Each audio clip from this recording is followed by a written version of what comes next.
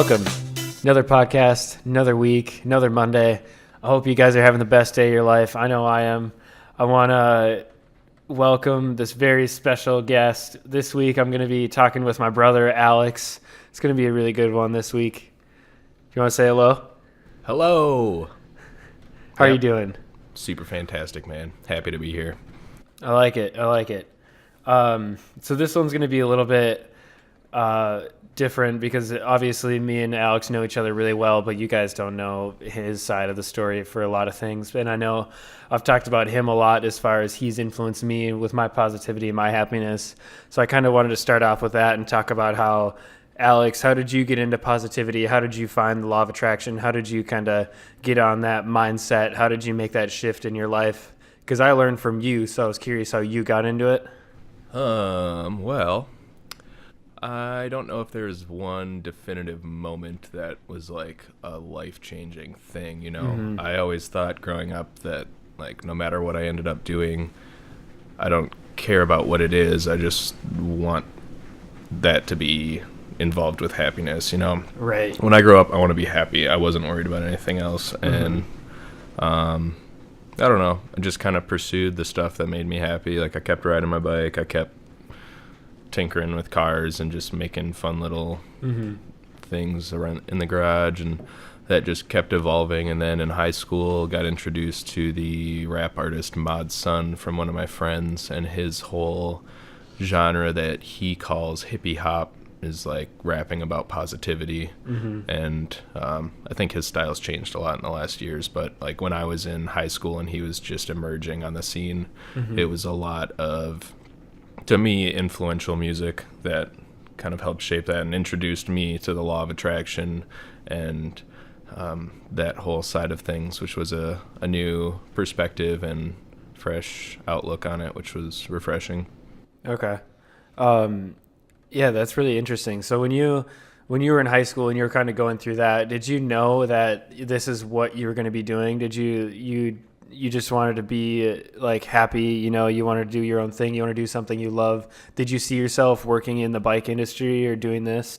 Nope. The way I always kind of thought about it is like, you know, if I end up living on the side of the road in a box, but I have happiness, like genuine happiness, that means that I'm not in a shithole. That means that I'm enjoying what I'm doing. So it doesn't matter what I end up doing. There was never a destination or a finish line. Yeah. The goal was just, you know, whatever you're doing, do it with happiness. That's cool. I remember too, going back when you were or I think it was just after high school, you worked at a Jeep manufacturing place for a while. So you went through, I know you're still really into Jeeps and that's a big passion of yours. Yep. And so that's a great point, actually. So that brings up something that I haven't thought about in a while.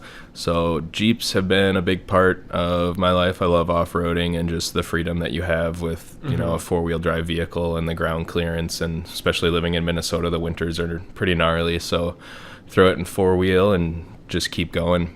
Does that bring you happiness, the fact that you can get over anything, or like what brings you, you know, that satisfaction? Oh, hell yeah. It's the freedom of it. Yeah. It's like, it doesn't go anywhere fast, but it goes anywhere. That's true. So working at the Jeep place, Iron Rock Off-Road in Shakopee, Minnesota, prior to that, I was working at the Mall of America in a little retail store. And, you know, I was getting by. It wasn't the most fun job, but I liked the coworkers and I liked what I had there, and it was my high school job. You know, nobody enjoys their high school job. It's just what they do. Yeah. And my buddy Danny, who was on the podcast previously, got him into the Jeeps as well, and through this kind of club Facebook group for Jeeping in Minnesota that I was in, Danny got a Jeep, and we went out to meet this guy and talk about it, and this guy, just making small talk with him, told me that Iron Rock had some openings.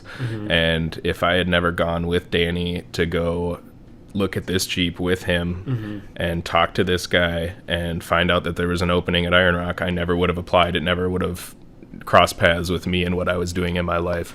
And so the next day I took my resume and cover letter and emailed it off to Iron Rock, and that afternoon got a call back from them, and they said, hey, like, can you come in? We could do an interview with you today.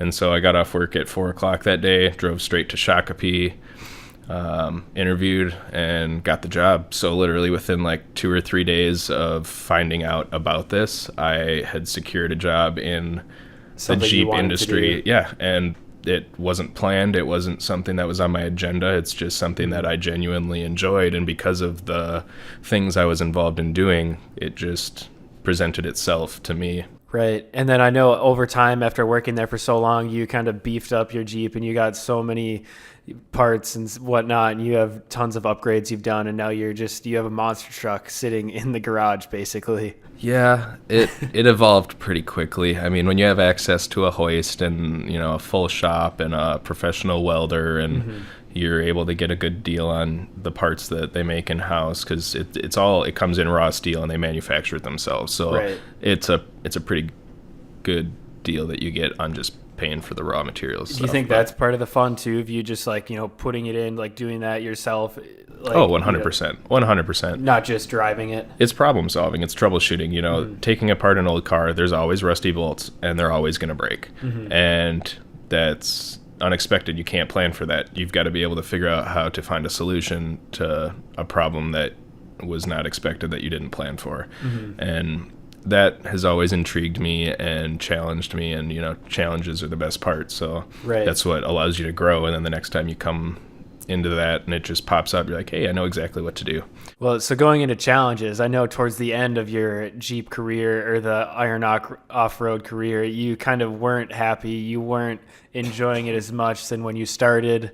Talk about that a little bit, going through. Yep. So there was a number of things, I'm not going to go into detail about, that transpired. And there was a fair amount of employees there that were unhappy, and I don't feel there were significant changes made to address those. And they'd been brought up multiple times with no action taken. So they, I think, lost the whole crew in the warehouse in a matter of like 2 weeks. But Wow.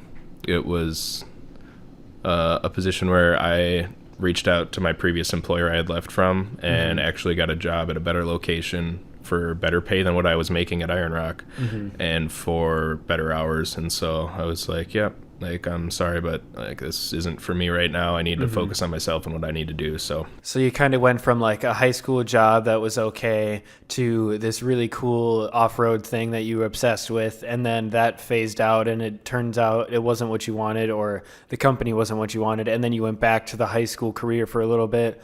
And I know when you went back to the high school career, the high school job, you weren't really satisfied. You weren't as happy as you wanted to be. no, not at all. It was definitely something that was just because it had to be done. Yeah, it wasn't, I guess it was by choice, but if I had an option, I'd rather be doing something other than working in retail as a cashier, just Right. helping people find what they need in a store.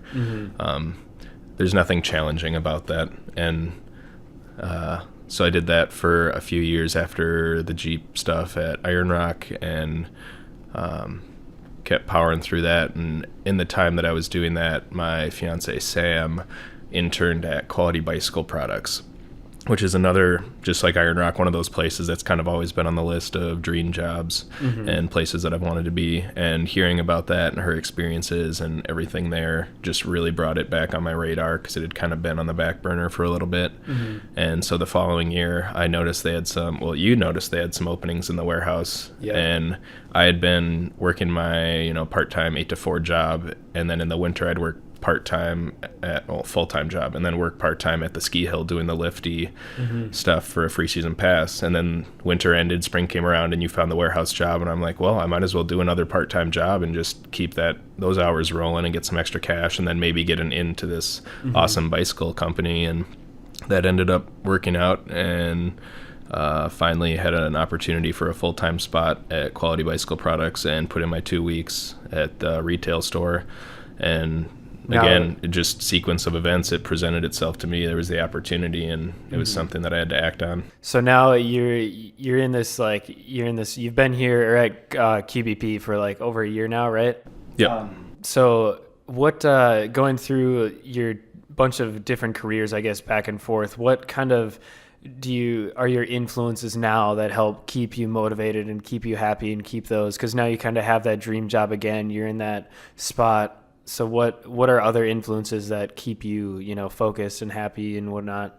Well, so we talked about the retail company and Iron Rock Off-Road, and both of those were smaller local companies in Minnesota. Yeah. And QBP is also a Minnesota-based company. They're bigger. They're up and growing. They've got distribution global. centers in 3 other states in the U.S. Yeah. But out of the 3 places that I've worked, professionally in my 24 years or whatever, it's definitely, I've been treated better at QBP as an employee than any of the other places, and the amount of amenities and resources that they offer to their employees is just phenomenal. And you don't get that kind of treatment in other places. So even when things get kind of shitty or you get frustrated with stuff, it's like, well, it's really not that bad in comparison in the grand scheme of things to where else I've been. Yeah. So you just deal with it and you keep moving, you roll with the punches and see how you can make stuff better. If there is something that's bothering you, address it, bring it up to somebody. If you just whine and complain about it, you can't expect it to change. It's going to make you whine and complain about it again the next time. Cool. I like that. So I want to transition a little bit more, since this is the Brother Podcast. I feel like we should talk a little bit about our history and a little bit about our brother and memories and whatnot. What's one of your funniest or favorite memory from us growing up as kids? Because we've grown up together. Now we live in the same house together. We've literally Oh, that's a good question. There's a few events that probably aren't good to bring up on the podcast, but one of them that comes to mind is when we were biking through 3 mountain passes in Colorado with our dad. That was pretty freaking cool. I've never done that before. Yeah. And that was 12 hours of it was 60 miles. It wasn't that far. No. In the grand scheme of things. But the elevation and you're biking through 3 mountain passes. Exactly. So the mileage and distance doesn't look bad at all for, anybody that rides bikes daily, but the amount of time and the amount of liquids that we drank, I think we went through 15 or 20 Gatorade bottles between the 3 of us. And then we were literally putting our water bottles down to the stream and just drinking water straight out of the stream. Yep. And it's just insane. And that was a really cool experience because you're out in the middle of nowhere. You can just see mountains for miles, and there's no roads. There's no paths that you can see. You're just in the wilderness. Yeah. And it's whatever you got on your back to get you to wherever you're going. No, I totally agree. I thought that was a really, one of those, experiences that I'm going to remember for the rest of my life. And it was crazy because I was really young, too. I mean, you were 16, 17. You were older. I think, I was probably 17 or 18, and you were 14. Right in there. Yep. Yeah. But I wanted to bring up, there was another trip that we did when we used to go to mountain bike races constantly, every other weekend. Yep. We used to do the high school the Minnesota Championship Series. Yeah. How did you? I remember there was a bunch of weekends that I remember that you were not excited to get up, or you did not want to race, you didn't want to go, but biking was such a great thing and you enjoyed it, but you just didn't want to be there. You were upset. You just weren't in a good mood. Yep. So I think that can be explained by any sport, or not even sport, activity. If it's a activity, musical instrument, or for example, I took piano lessons when I was younger, and I did that for 10 years, and there was a lot of it where I don't think I did it by choice. Yeah. I think my mom wanted me to learn how to play the piano, and that's what parents do. And so it's not I was piano sounds like something I'd enjoy. I was a 10-year-old kid or 12-year-old kid, that wasn't something that was on my mind. I wanted to go outside and play or do whatever else, but I'm grateful that I did it. But same thing with the mountain bike races. I think some of it was well, we're signed up for all these, so let's go. And I wasn't always feeling it that weekend or whatever. I like doing, well, now I've grown and I like the cross country stuff a little more, but back then I really liked the technical off-road mountain biking where you're going over little skinny bridges and up over piles of logs, and there's not as much of that in the race scene. Yeah, definitely. And that transitions a little bit into talking about injuries, because I know you recently just kind of had a pretty bad injury with your shoulder doing some technical mountain biking, riding over some rocks. This goes into a question where I asked, what was your worst injury and how did you cope with it / stay positive through it? I'm assuming this one was your worst injury, unless that there is another one that compares. I don't know, probably, yeah, and it's the most recent. Yeah, it was definitely like some of the worst pain I felt. My whole shoulder just felt like it was on fire. And the worst part about the recovery process is just not being able to get on the bike. Like, I can sit on it and, You've pedaled around the block a couple times. Yep, and that's about the extent of it, because trying to ride one-handed for any length of distance isn't easy, and I don't have enough strength in my shoulder yet to be able to put my hands on the handlebars and actually support my body weight. And someone who's probably listening who hasn't even had a broken bone is probably thinking that you're insane trying to ride a bike with a completely separated shoulder. Why do you think that, like, your mind is focused on, like, oh, I need to go ride my bike even though I have a not working arm? Sanity. I am a very active person, and not being able to do anything drives me nuts. And so, like, the first 2 weeks that I was in the sling, and like, it hurt when I sneezed because it would mess my muscles up in my shoulder. Jeez. I just had to go outside. It was like these beautiful days, and it was like 75 degrees out and sunny, and I couldn't go ride my bike. And like, my fiance Sam would go for a bike ride for an hour and a half, 2 hours training for this Lutsen 99er race, and I was just sitting at home wanting to do something. So I just went on like a 5-mile walk over to a park and went around the park and then walked back. And it's not the most comfortable thing walking around with a sling, but it's better than sitting on the couch.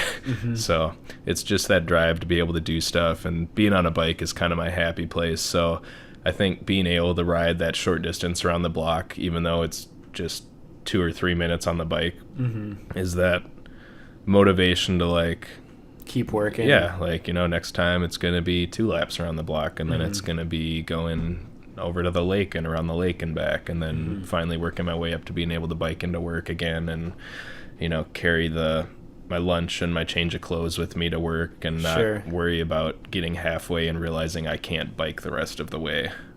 How when you first had this injury, like the first couple of days, what was going through your head? All the negative things that you were contemplating. I know it was right before this Lutsen 99er race, so you're probably bummed about that. Yep. So the Lutsen was one thing. It was also the night that I had the injury.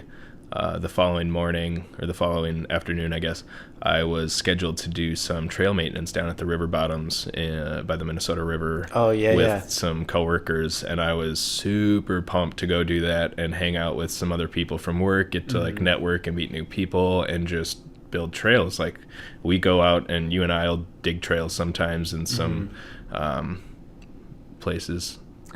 And anyways, it's a fun time. You get to just create. You get to let the creative juices flow, and like, let's make this into that, and put one of these things over there and add a little lip to this berm, and it's a fun thing to do, and I was really stoked about it. And then I'd fallen, and I'm like, I'm not gonna be able to go build trails tomorrow, and that was kind of the first thing on my mind. And then after that day passed, obviously that wasn't as big of a concern, but Lutsen 99er was something I was super hyped about, because it was the longest mountain bike race I would have done yet.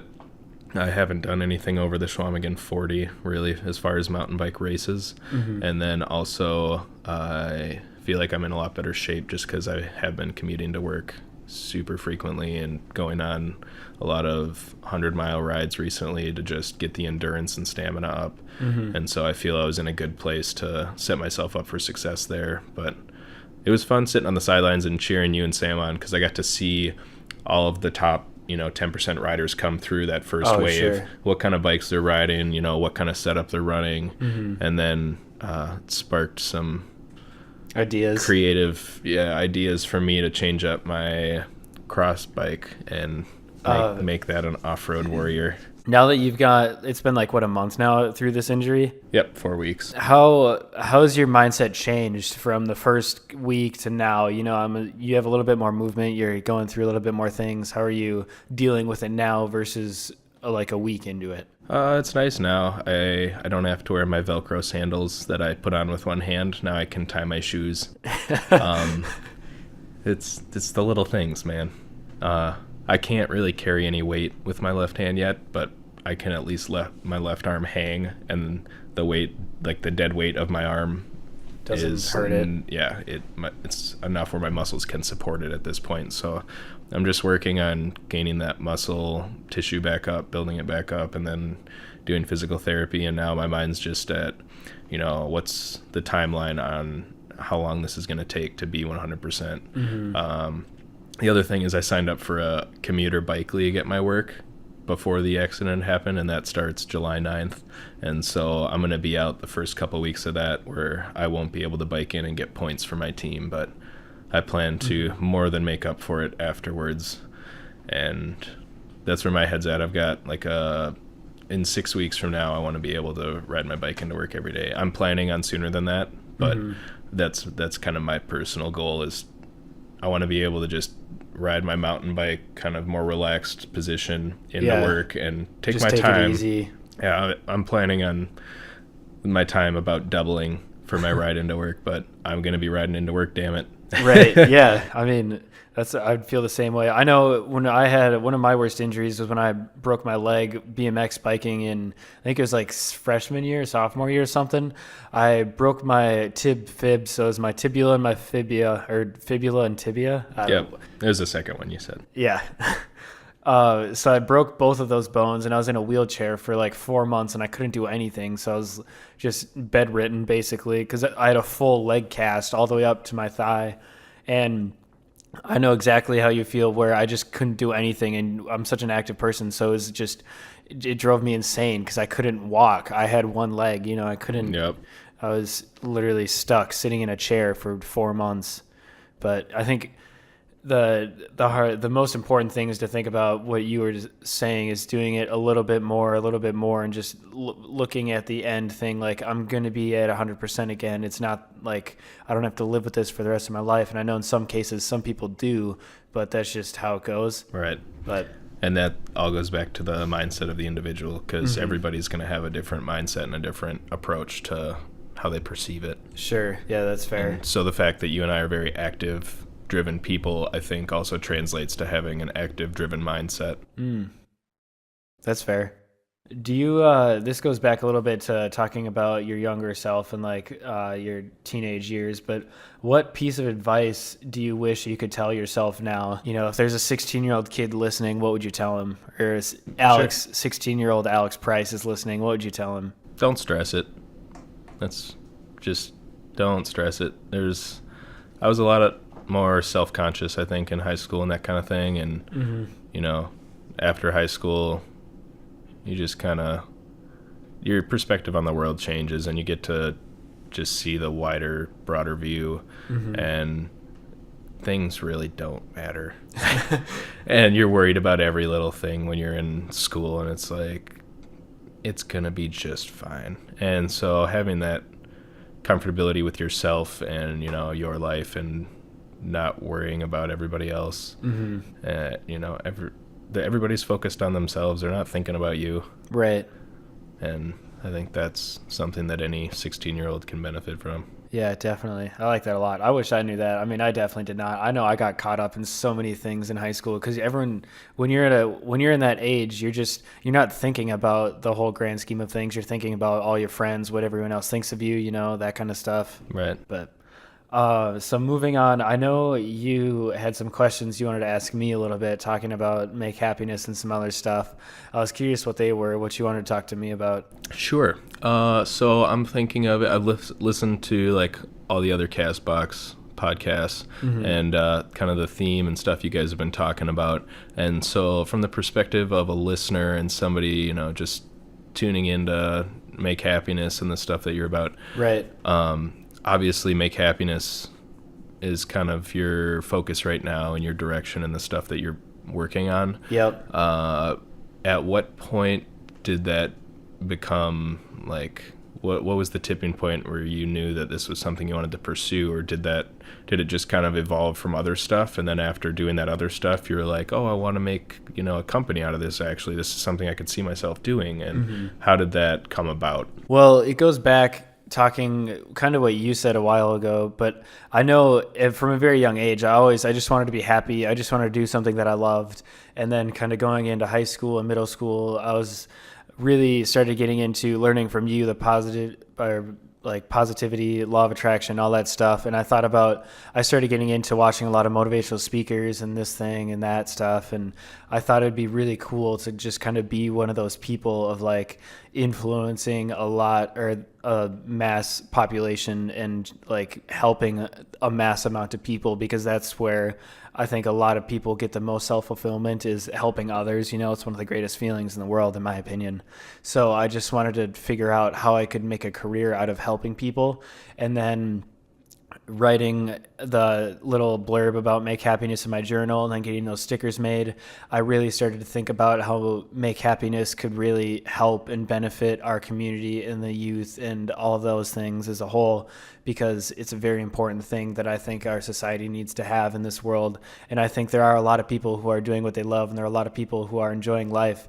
And I just want to bring that to the surface, because not a lot of people view or think that people are, but the truth is there's a lot of people who are just doing what they love and enjoying life, and I want to kind of bring that light to the world. That's awesome. Yeah, the way you describe it there just like mirrors exactly the book Into the Wild by, I think it's John Krakauer, but it's about Alex McCandless, how he like ran away from home and was just, bumming around the US, and then eventually made his way to Alaska just in search of his own happiness, or like finding, his own self-fulfillment, because he wasn't happy at home.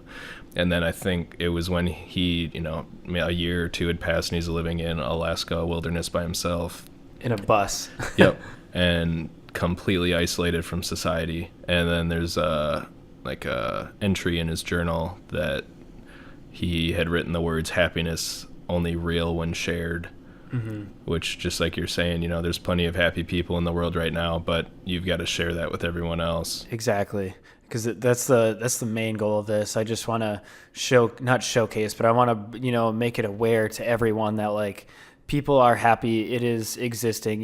Let's bring this all together. Like if someone there's all these happy people around us. Well, why not bring up these people who aren't unhappy, or why not help them show our methods and show them how we be happy and how we find our happiness, to try and just lift up the entire world in a sense. Yep.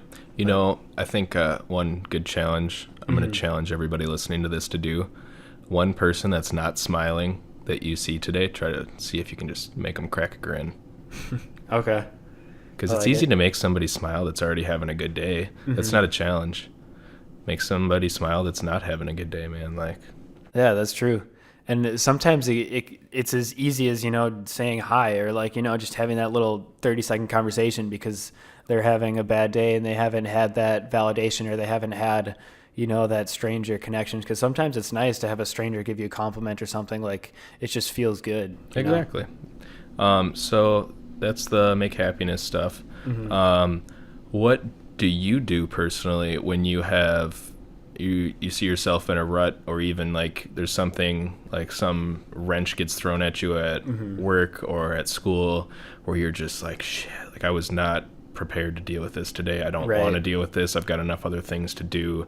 What do you do to keep your mindset where you want it to be? In all honesty, whenever something like that happens, I have to be completely isolated from anyone and like anything. So I have to be completely alone. I mean, usually I'll go for a longboard ride, or I'll go for a bike ride or something like that. And I just have to be completely isolated from anything and everyone, so I can just focus and process everything, think about what's really important. Is the situation really that big of a deal to stress over? Is it worth stressing over? Is it that big of an impact to focus on, or should I just move on? What sort of solutions can I come up with, or what can I benefit from this, or how can I deal with it?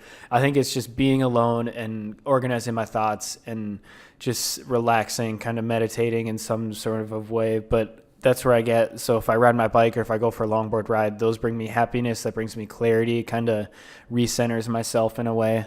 Boost those endorphins. Exactly. So when you say you go riding somewhere alone, do you go around, Lake Harriet or Calhoun, where there's tons of people, just by yourself without friends? Or do you go somewhere where there aren't people in these urban areas where we're living? It depends. I mean, usually the go-to would be to go up around, like, I'd go up around the lakes sort of, but going on those bike trails like further north that goes up towards the Stone Arch Bridge, or the ones that go further west towards Hopkins, there's not as many people on those trails, and you're just kind of in a forest or like wooded area just on this bike trail. And I think that's also a big part of it, just being out in the wilderness, being alone, and just like kind of centering myself and just relaxing and just breathing and just reminding myself that, like you said earlier, just don't stress over it. It's going to work out. It's not the end of the world. Like, it's a bad situation, and yes, it's going to impact you right now, but in the grand scheme of things, it's not going to be here, you know, maybe a month from now, or it's not going to be relevant 2 months from now or whatever. Sure. So Interesting. well, I'm also, like, I would consider myself, I'm an introverted extrovert. I don't know if that's the right word. So, like, I love people, and I love talking to people, and I love being around people, but I get my energy from being alone. So I need to have that alone time. I need to be in my own space. I need to have my own thoughts. I need to just be alone for a while. And sometimes too, if I'm stressed out or something, I'll just write, and I'll like go on my typewriter and type down my thoughts or whatever I'm thinking about. And that usually ends up me coming to some sort of epiphany about the situation or that kind of thing, which also just gives me that clarity and that relief. Sure, because you just get all those thoughts flowing, and then you just keep growing on them. Rather than just having them sit in your head forever and just go in circles. Yep. And I would say I'm very similar. I'm probably the same way with, you know, I get my energy from not being around people. Yeah, I love to socialize and hang out with friends, or, you know, people with the right energy when it's the right time. But right. My fiance is the exact opposite, and she thrives on being in social situations with all of her friends and going and hanging out with, like, you know, 30 people and just having a blast. And we'll get home and she's just so amped, and that was amazing, and like I loved it. Great experience, but I'm just like, I'm so drained and exhausted. That's funny. But do you because here's the other thing too. Actually, yesterday, me and my girlfriend Annie, we were going to a bike shop because I needed a part for my bike, and I was just talking to this guy for like 20 minutes just because I love talking to people who have that same energy, the same interests. You know, it's not about like completely isolating myself from everyone, like you were saying. Like, I do enjoy talking to people, but it's just the right time kind of thing. Yep. But yeah, absolutely. And it helps too when you guys have shared interests, because I mean, obviously, if they've got a really in-depth knowledge of something you're passionate about and also have a really in-depth knowledge on, you guys are going to kick it off right away. So I mean, that conversation just starts itself. Right. Cool. So I was going to ask too, is there one sort of personal development skill, or, you know, something that you're working on right now to grow personally? Because I think that's one of the most important things, is that we're constantly growing as individuals. So I always like to ask this question, you know, what are you working on for growth? Absolutely. So personal growth. In high school, I was a lot more shy, less outgoing, and being in that retail job for so long forced me out of that bubble, because when you're working a cashier by yourself for the whole night, you have to talk to people. You don't have a choice. And it just, I mean, you've got the comfort of being behind the counter you're at, which gives you a sense of security, but at the same time forces you to break out of that bubble. Sure. And so I feel like I've done a good job of that and just being more outgoing with people, but still I'm not very confident, like public speaking or in large groups, and want to work on that. And then also last semester I took a small group communication course where you got to learn a lot of stuff about communicating with different personality types and different levels of authority, and how to, you know, there's a sender and a receiver, and how you send that message to one person could be sent identically to someone else, but they're going to interpret it two different ways just because they're two different communication styles. And so you have to word things differently talking to different people in order to convey the same message. And so being able to, you know, understand and just see and have that understanding of what, you know, personality types people are, and communicating with them, and personally being able to like receive I don't know, like feedback or stuff from just conversation. You know, it helps me grow, and it challenges me. It goes back to that whole thing of having a challenge, you know. Then rather than just talking for an hour, I'm actually like thinking while I'm talking about, how can I word this? And how's it going to benefit them? So that's cool. I like that. So do you do you have any daily routines or any stuff that you do to keep yourself focused? You know, any little things you do to make yourself on par? Like, I know there every day there's going to be like, there's little things throughout the day that are going to stress you out or like irritate you. How do you not let those get to you? How do you kind of steer away from letting those, you know, bring you down or whatnot? First thing that I think of, since the past few weeks I haven't been biking to work and I've been driving. So Yeah. right off the bat, biking to work is something I do when I can, as often as I can. Yeah. And that centers me, like you were saying, it's kind of a sense of meditation, helps me relax, wind down. And it's just awesome passing a row of parked cars on the street when Yeah. I'm flying by in the bike lane going 20 miles an hour. And honestly, when I bike, it takes me 30, 35 minutes to get to work.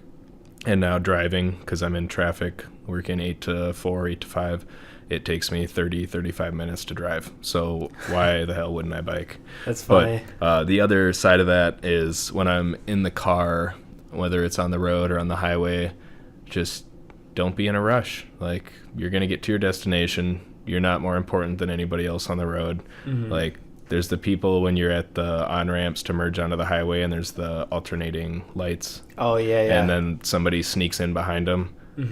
Like, What's why? the point? Yeah, what's the point?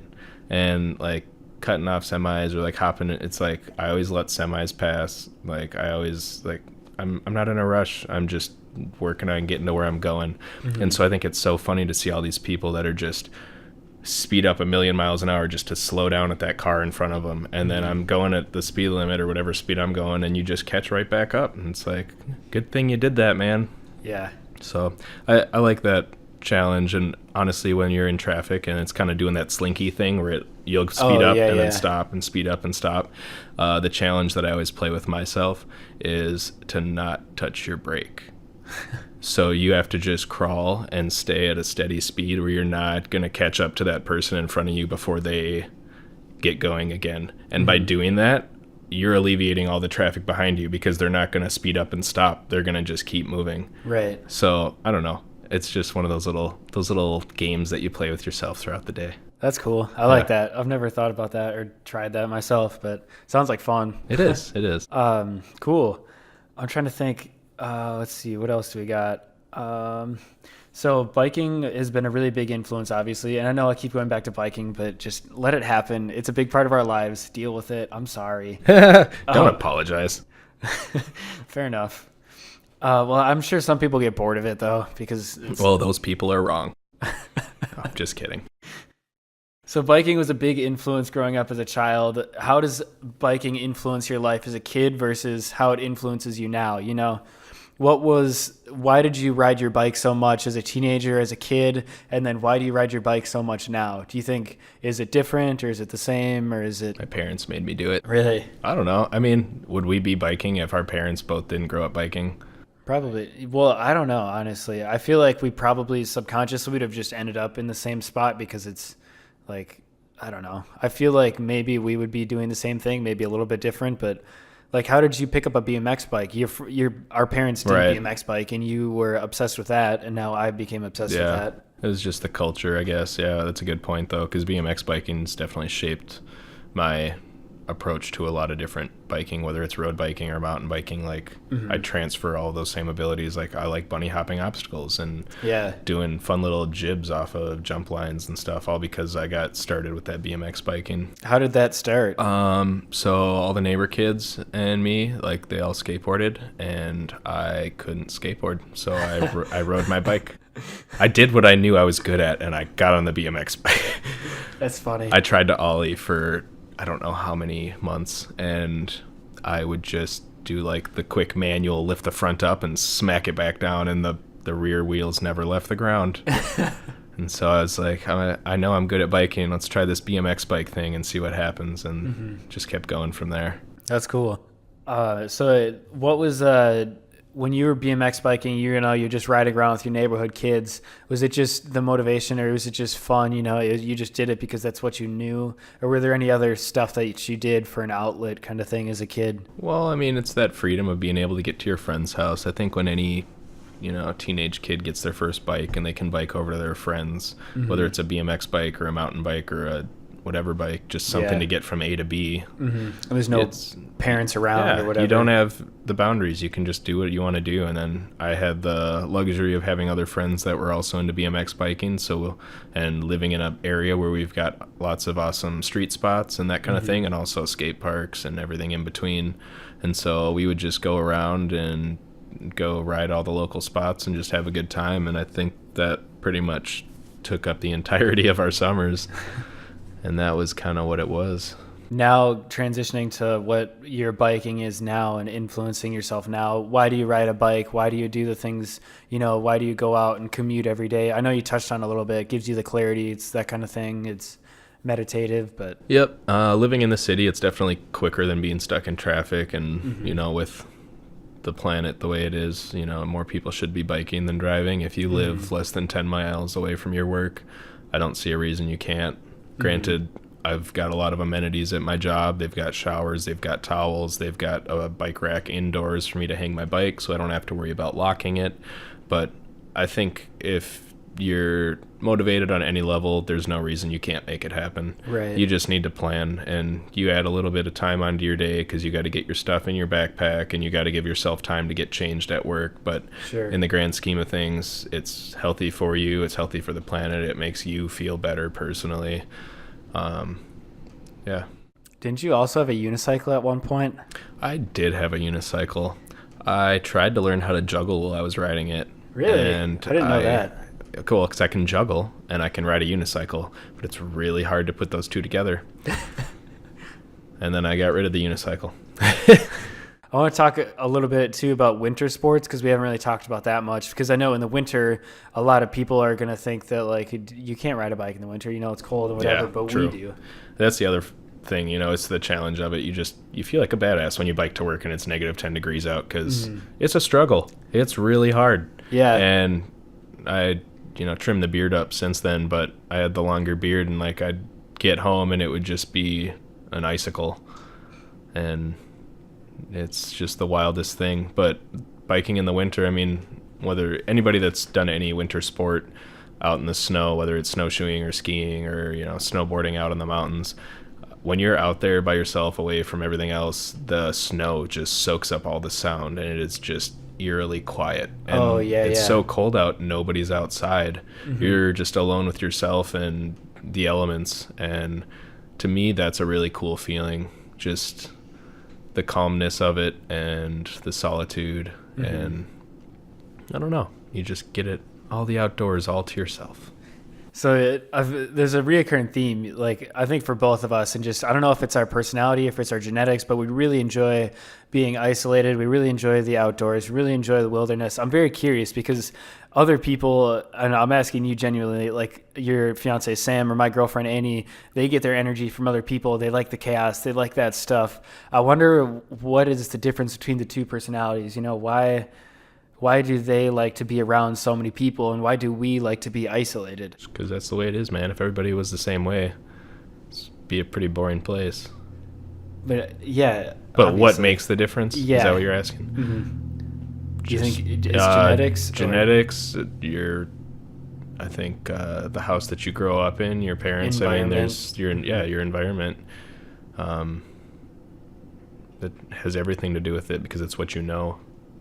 And what we know is different from what Annie or Sam knows from their environment growing up, and that's just something you take with you. And whether it's in your subconscious or you're aware of it, I think that's something that definitely plays a role in your life 10 years later. Yeah, that's a fair point. But I find it interesting too, because your fiance Sam is totally different personality. She's an extroverted person where she gets all her energy from other people, and you're isolated. So you'd think that you'd find someone who has that same thing, but yet you and Sam are getting married. Well, opposites attract. That's true. It's a fair point. She forces me and challenges me to go out and be social, and when she's going off the walls, I force her to calm down and take a breath. So it's a very symbiotic relationship. I like that you feed off each other, you help each other grow in different ways, different directions. Because if we were the same person, we would just both be shut-ins all the time, and I don't want to go outside. Cool. I think this is a really good podcast. I think that we went through quite a bit of stuff. You sound surprised. All right, fair point. Well, yeah, it's the brother podcast. What do you expect? Success. Yeah, the price is right. There you go. So, do you have any closing thoughts, quick, or anything you want to wrap up with or mention? Go ride your bike. I like it, even though it's raining though outside. So dress for the weather. Well, what about someone? Here's another good thing, quick. What about people, who don't have all the sporting gear? They don't have these padded shorts that we wear that feel comfy. Because like people's butts get sore and they don't have the right stuff. What's the best way to accommodate for that or to motivate them? Just start slow. Do a couple miles, and then the next day do a couple more, and then build your way up, baby steps. And if you feel you need to get the cycling shorts, go get the cycling shorts, but you don't need 100% of the nicest gear on the market top to bottom. I think shorts are like number one, because that you're sitting on your bike, that's the main thing. But aside from that, and a helmet, obviously wear your helmet, but I think those two things will get you pretty darn far. Sweet. All right, well, I think that about wraps up this wonderful Alex and Ian Brother podcast. Thank you for coming on the show. I appreciate it. Yeah, thanks for having me. It's been a good time. So I'm going to give a little plug. You can check out my website and at themakehappiness.com. And I'm post new blogs every Wednesday. I'm sure or most of the people listening probably know that. But I'm coming out with new stuff. I know I keep saying that, but I'm working on a logo right now with someone, and I'm waiting to get some more money so I can buy all these things, because I just had kind of a bad month for finances because I had to pay for a lot of bills. So I have to wait until I have more money to buy all these shirts and the new stuff. But it is coming. Be patient. Thank you for listening. I appreciate you. You are one of the loyal people who are going to be here, and I value you very much. So I want to do everything I can to keep you listening, keep your friends listening, or help you share it with your friends and whatnot. So thank you. Make today the best day of your life and make some happiness. Yeah, do it. Do it now.